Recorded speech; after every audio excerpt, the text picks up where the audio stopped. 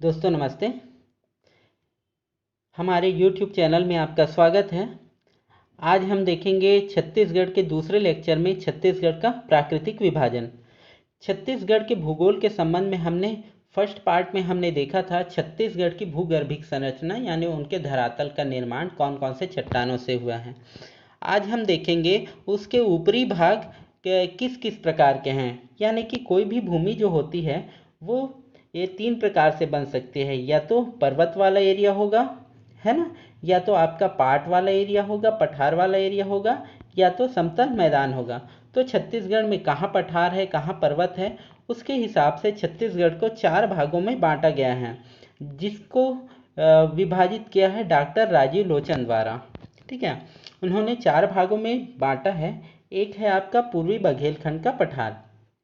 ये आप देखेंगे मैप में अगर आप देखते हैं तो देखिए ये वाला आपका जो एरिया है पूर्वी बघेलखंड का पठार, ये मध्य प्रदेश में जो बघेलखंड का पठार है उसी का एक हिस्सा इधर ऊपर उठा हुआ है। इधर उच्चावच वाला एरिया है छत्तीसगढ़ में, जो हमको बंटवारे में प्राप्त हुआ।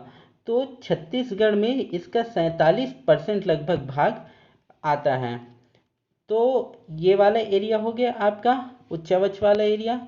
दूसरा एरिया आपका है छत्तीसगढ़ में ये आपका उत्तर पूर्व वाला एरिया। उत्तर पूर्व वाला भी एक समतल ऊंचाई वाला है, जिसको पाट कहते हैं, जसपुर सामरी पाट कहलाता है दूसरा भाग। तीसरा भाग जिसका निर्माण महानदी और उसके सहायक नदियों के निर्माण के द्वारा एक मैदान का निर्माण किया गया है ना। जैसे उत्तर भारत में गंगा ब्रह्मपुत्र का मैदान है, उसी प्रकार छत्तीसगढ़ में एक एरिया में छत्तीसगढ़ के मध्य भाग में छत्तीसगढ़ के मैदान का निर्माण हुआ है। उसी प्रकार छत्तीसगढ़ के दक्षिण भाग में दंडकारण्य का पठार है। हम जानते हैं कि छत्तीसगढ़ का दक्षिणी भाग जो है बस्तर संभाग, कहीं ऊंचा नीचा और कहीं पठार स्थित हैं। तो ये टोटल भाग आपका कहलाता है दंडकारण्य का पठार।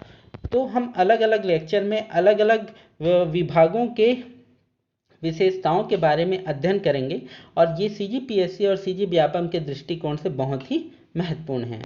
चलिए, तो सबसे पहले हम पूर्वी बघेलखंड के पठार के बारे में हम उसके एरिया और छत्तीसगढ़ में उसका कितना भाग है वो देख लेते हैं। ठीक है, पूर्वी बघेलखंड का पठार छत्तीसगढ़ में 21,863 किलोमीटर स्क्वायर में फैला है, और ये छत्तीसगढ़ का 16.16% भाग कवर करता है। उसी प्रकार जसपुर सामरी पाट है, वो है आपका 6,205.9 किलोमीटर स्क्वायर, जो छत्तीसगढ़ का 4.59% भाग कवर करता है। यानी ये छत्तीसगढ़ का सबसे छोटा आपका प्राकृतिक भूभाग है। उसी प्रकार जो छत्तीसगढ़ का मैदान है वो 68,064 किलोमीटर स्क्वायर यानी छत्तीसगढ़ का 50.34% भाग कवर करता है। यानी ये छत्तीसगढ़ के प्राकृतिक विभाजन में सबसे बड़ा एरिया जो है छत्तीसगढ़ के मैदान का है। और दंडकारण्य का पठार जो है वो 39,060 किलोमीटर स्क्वायर कवर करता है, और ये छत्तीसगढ़ में 28.91% भाग कवर करता है। यानी छत्तीसगढ़ के प्राकृतिक विभाजन में सबसे बड़ा छत्तीसगढ़ का मैदान, फिर आपका दंडकारण्य का पठार, फिर आपका पूर्वी बघेलखंड का पठार, देन 4th नंबर में आपका जसपुर सामरी का पाट है। तो ये आपको क्रम से जमाने के लिए एग्जाम में पूछा जा सकता है ना। और इसका जो एरिया है वो आप याद रखिए। और छत्तीसगढ़ का पूरा एरिया है 1,35,191 किलोमीटर स्क्वायर। कहीं कहीं आपको दूसरे बुक में 92 या 94 मिल जाएगा, लेकिन ये ऑथेंटिक 1,35,191 किलोमीटर स्क्वायर है। अब देखिए, CGPSC और व्यापम में आपको पूछता है अक्षांशीय और देशांतरी विस्तार पूछता है छत्तीसगढ़ का। उसी प्रकार अलग अलग भागों के अलग अलग अक्षांशीय और देशांतरी विस्तार हैं जो अब पूछे जा सकते हैं, क्योंकि अब जो CGPSC है डीप में पूछने लगा है। तो सबसे पहले हम छत्तीसगढ़ का देख लेते हैं कि इसका अक्षांश और देशांतरी विस्तार क्या है। देखिए, अक्षांशीय और देशांतरी विस्तार कहने का अर्थ ये होता है, जैसे ये ग्लोब है, ग्लोब में किसी भी स्थान का पोजीशन ऐसे बताया जाता है कि ये इतने अक्षांश में है और इतने देशांतर। मान लिया जाए ये छत्तीसगढ़ का एरिया है। अब ये ऐसे ऐसे ऐसे करके ये आपका जिस कोण पर बनेगा वैसे छत्तीसगढ़ का पोजीशन डिफाइंड होगा। तो उसी प्रकार जो अक्षांश रेखा होती है वो ग्लोब में खींची क्षैतिज रेखाएं होती है, और जो देशांतर रेखा होती है वो ग्लोब में खींची आपकी ऊर्ध्वाधर रेखाएं होती हैं। तो इसका पोजीशन डिफाइन किया गया है उसके अनुसार 17:46 है ना, 17:46 उत्तरी अक्षांश से 24 डिग्री 5 मिनट है ना उत्तरी अक्षांश तक, है ना। उत्तर पूर्वी में है छत्तीसगढ़, उत्तर पूर्वी है ना, ग्लोब में उत्तर पूर्वी पोजीशन में है।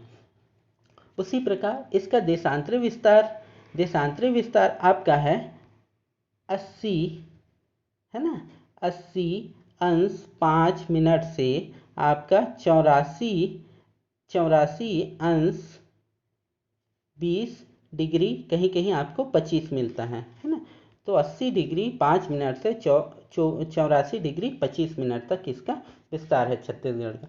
उसी प्रकार पूर्वी बघेलखंड का विस्तार है आपका 23 डिग्री 40 मिनट से 24 डिग्री 8 मिनट उत्तरी अक्षांश, 80:5 से 81:23 पूर्वी देशांतर। उसी प्रकार जसपुर सामरी का जो आपका पार्ट है वो उसका पोजीशन है 22:18 से 23:4 और उत्तरी अक्षांश, और 23:2 से 84:20 आपका ये है आपका पूर्वी देशांतर।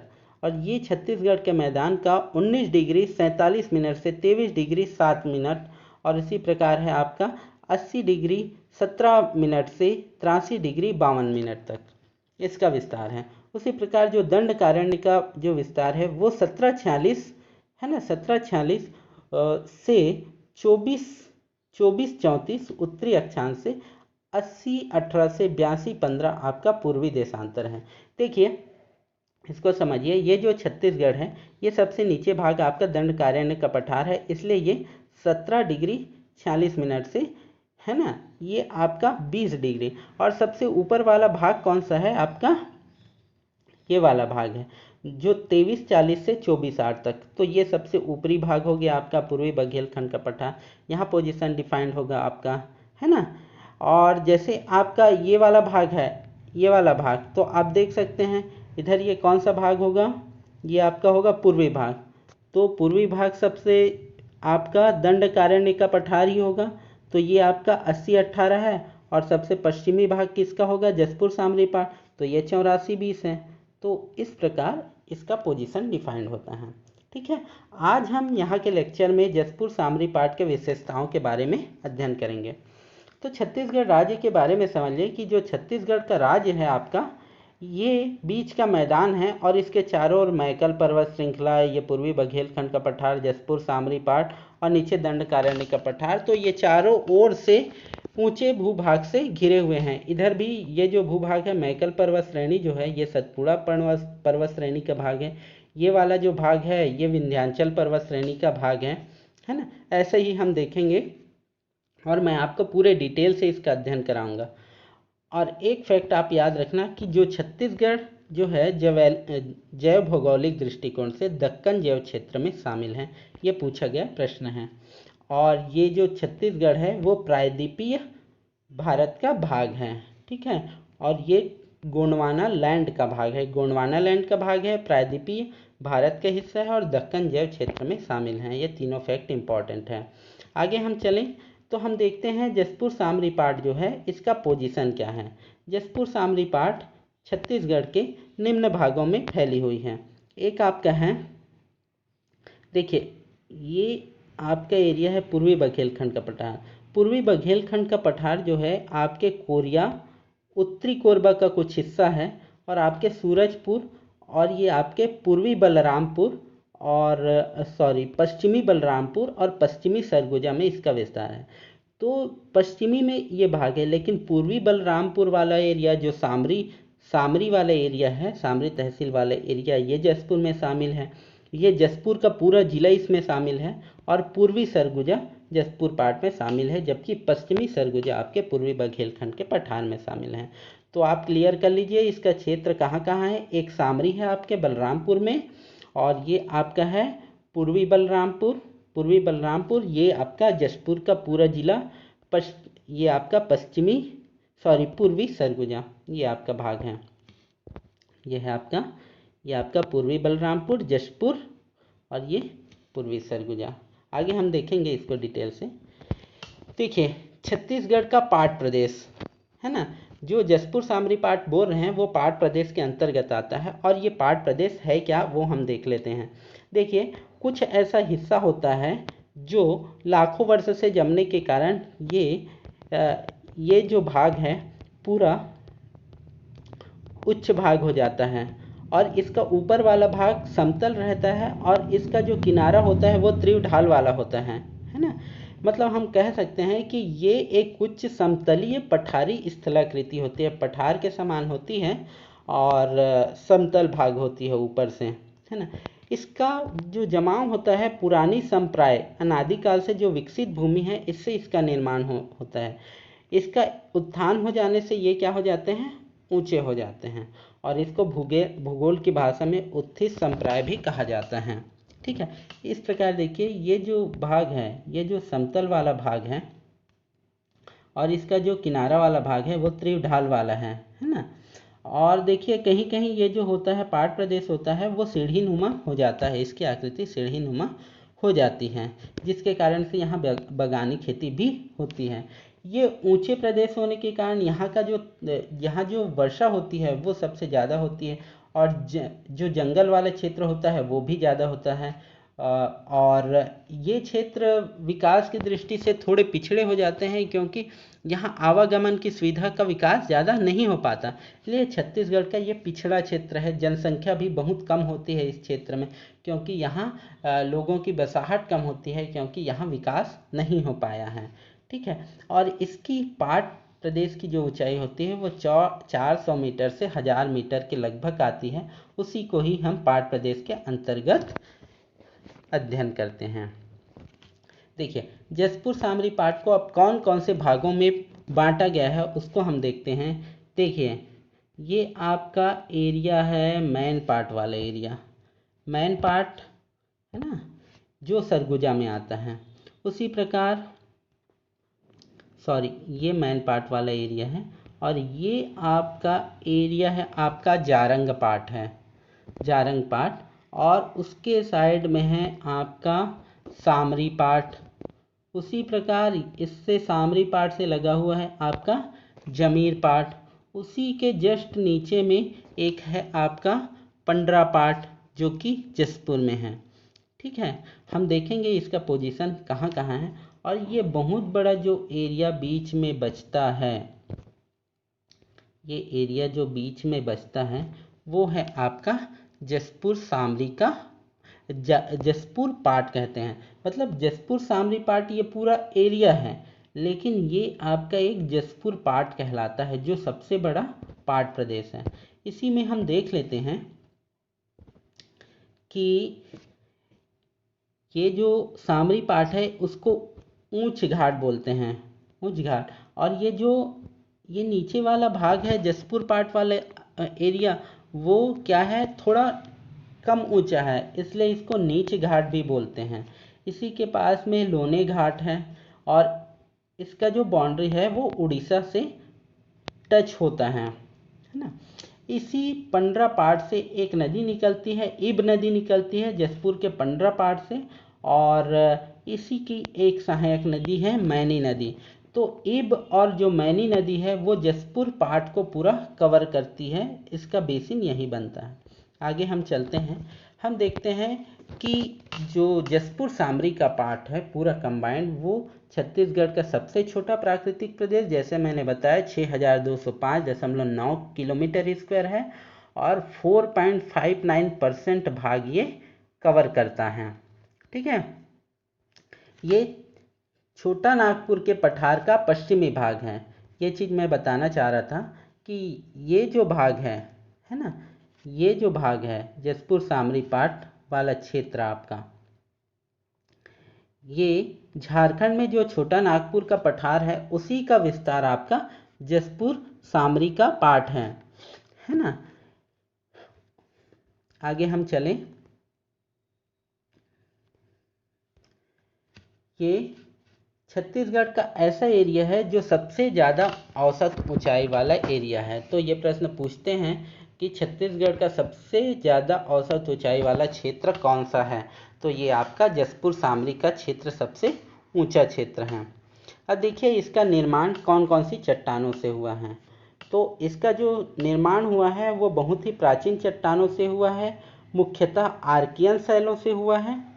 तो आपको पूछे तो आर्कियन शैलों से, प्लस इसमें दक्कन ट्रैप का जमाव है ना, दक्कन ट्रैप चट्टानों से भी बना है, ऐसा मान सकते हैं। देखिए दक्कन ट्रैप क्या होता है, जब ज्वालामुखी जब फटता है तो उससे बेसाल्ट युक्त जो लावा निकलता है, बेसाल्ट युक्त लावा से ही दक्कन ट्रैप चट्टान का निर्माण होता है, जिसमें खूब मात्रा में बॉक्साइट पाया जाता है। तो सबसे ज़्यादा आर्कियन शैल समूह और दक्कन ट्रैप से बना हुआ है। और छत्तीसगढ़ के इस भाग में गोंडवाना कुछ मात्रा में मिलते हैं, गोंडवाना में आपका कोयला मिलता है, कुछ मात्रा में धारवाड़ भी पाए जाते हैं, लेकिन मुख्यतः ये आर्कियन और दक्कन ट्रैप से बना हुआ है। धारवाड़ में आपका लोहा पाया जाता है, ये याद रखना, गोंडवाना में कोयला और धारवाड़ में आपका लोहा, दक्कन ट्रैप में बॉक्साइट।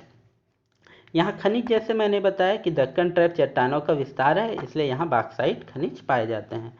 इसका जो ढाल है वो आपका दक्षिण से पूर्व की ओर है। हम देखते हैं कि महानदी और उसकी सहायक नदी पूरे पूर्व की ओर बहती है उड़ीसा की ओर। तो कारण ये है कि इस क्षेत्र का जो ढाल है, इस प्रकार जो ऊपर से आप सोच सकते हो कि इसका जो ढाल इस ओर है, इस ओर है, तो ये जो नदी है वो ऊपर ना चढ़ते हुए ये इस क्षेत्र में बह जाती हैं। तो इसका जो ढाल है वो दक्षिण से पूर्व की ओर है।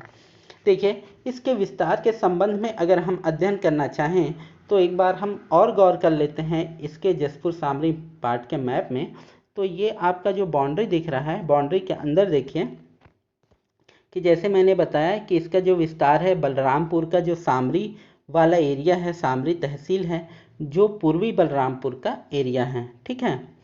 और मैंने बताया कि जसपुर को पूरा कवर करता है, तो आपके बगीचा, कुनकुरी, पत्थलगांव, जसपुर, ये 4 विकासखंड में सबसे अधिक इसका विस्तार है।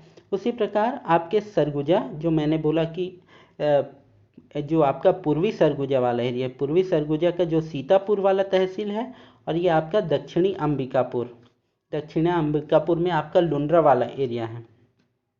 तो यहाँ तक इसका विस्तार है। देखिए बलरामपुर में सामरी, जसपुर में जसपुर, पत्थलगांव, बगीचा और कुनकुरी, और आपके सरगुजा में सीतापुर और लुंड्रा तहसील, दक्षिणी अंबिकापुर, और ये आपका मैन पार्ट वाला एरिया पूरा इसका विस्तार है, ठीक है। जैसा कि मैंने बताया था कि ये जो जसपुर सामरी पार्ट है ये टोटली छोटा नागपुर के पठार का विस्तार है, जिसे भारत का रूर भी कहा जाता है। भारत का रूर कहने का अर्थ ये है कि यहाँ सबसे अधिक खनिज मिलता है। देखते हैं कि झारखंड जो है वो खनिज के मामले में सबसे आगे है। झारखंड, उड़ीसा और छत्तीसगढ़ में भी खनिज सबसे अधिक मिलता है, क्योंकि ये छोटा नागपुर के पठार का विस्तार है। इस क्षेत्र में भी जैसे मैनपाट वाला एरिया है, बॉक्साइट खूब होता है ना।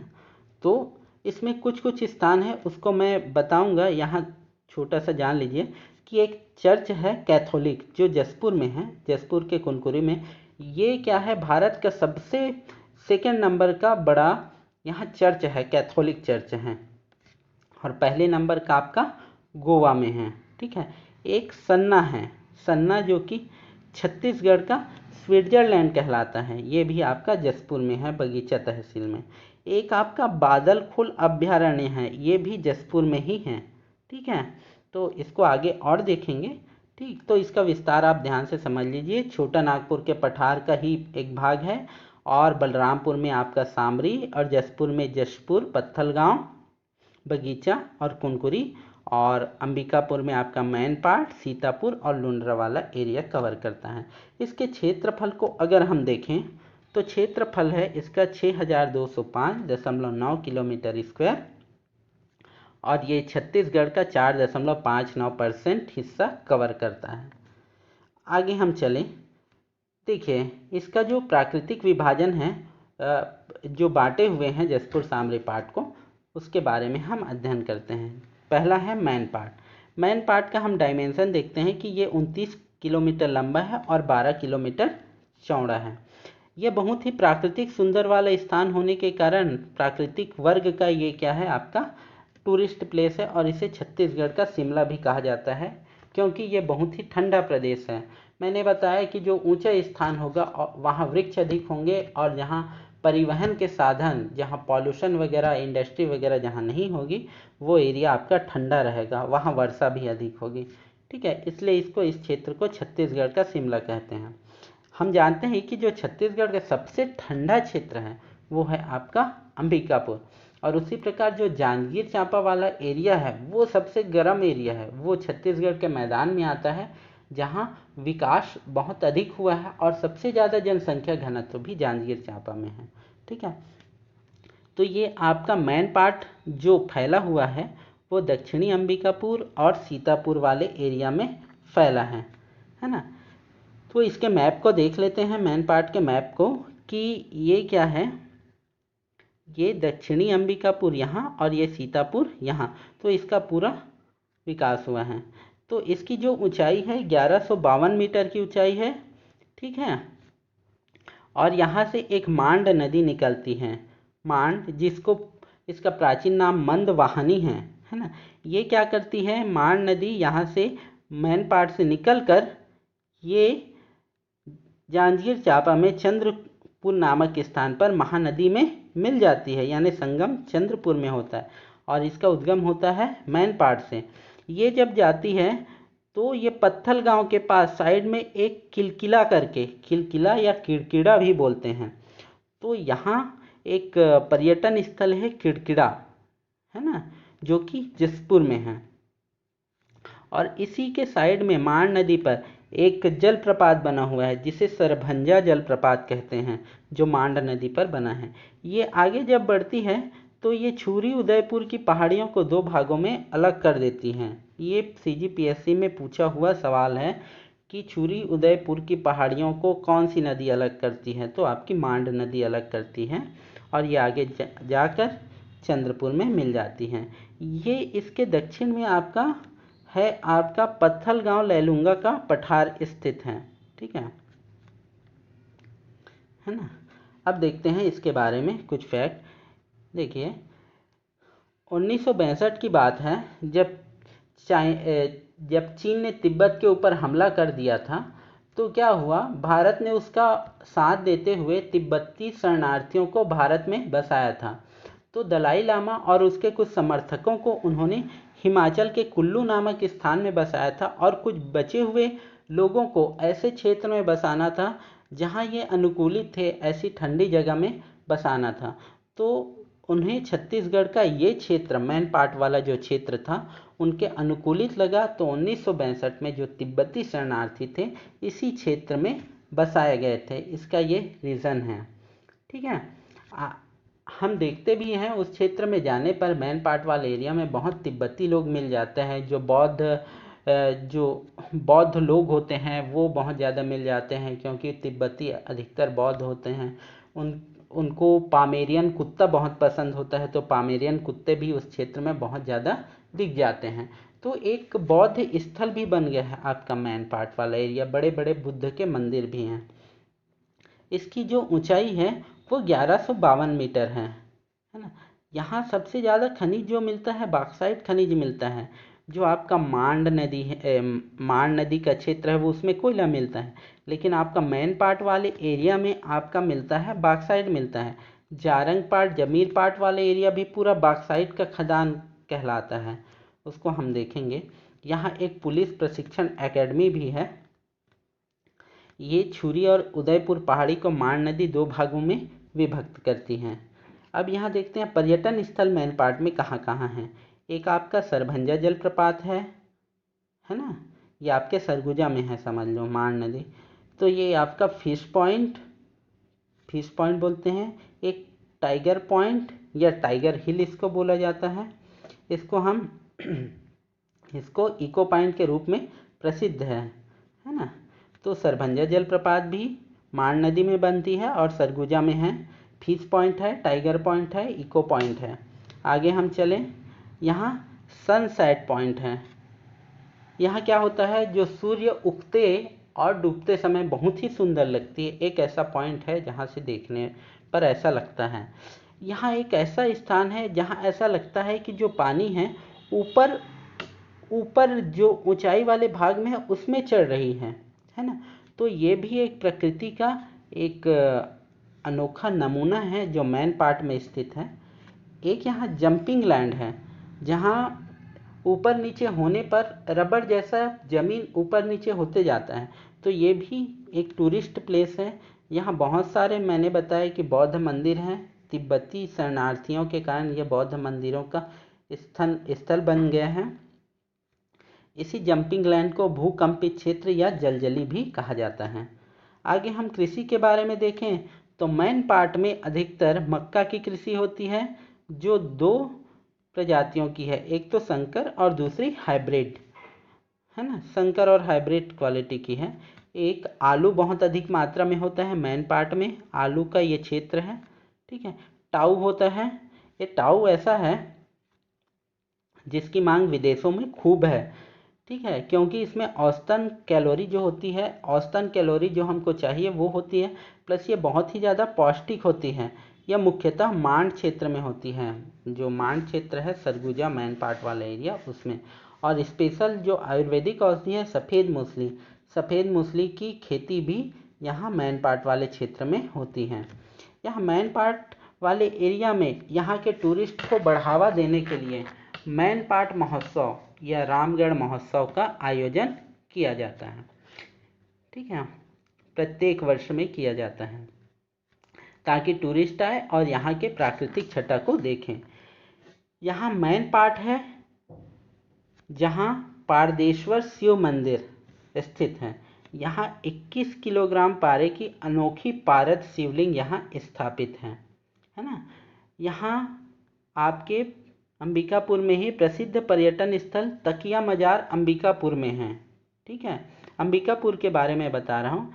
ये जो आपका ठिनठिनी पखना है, ठिनठिनी पखना ये क्या है, पत्थरों के का एक पूरा ग्रुप है जिसमें अगर कठोर वस्तु से अगर हम उसको मारे तो ठन ठन ठन ठन की आवाज़ आती है, मतलब धातु जैसे आवाज़ करता है उसी प्रकार ये आवाज़ करता है। तो ये अंबिकापुर में ही